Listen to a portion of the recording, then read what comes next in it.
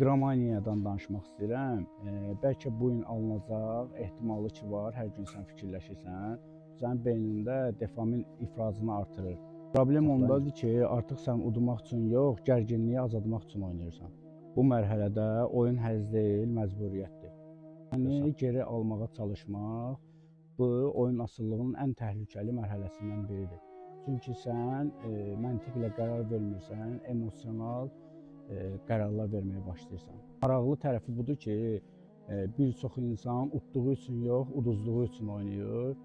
Beyin yarımsıq qalan qələbə hissəsini tamamlamağa çalışır. Bununla da problemlər başlayır. Uduzduğun pulu geri qaytarmağa çalışırsan, borc alırsan, yalan danışırsan, stres, depressiya, öz həyat sferaların, iş sferadır, ailə sferasıdır, başlayır yavaş-yavaş dağılmağa.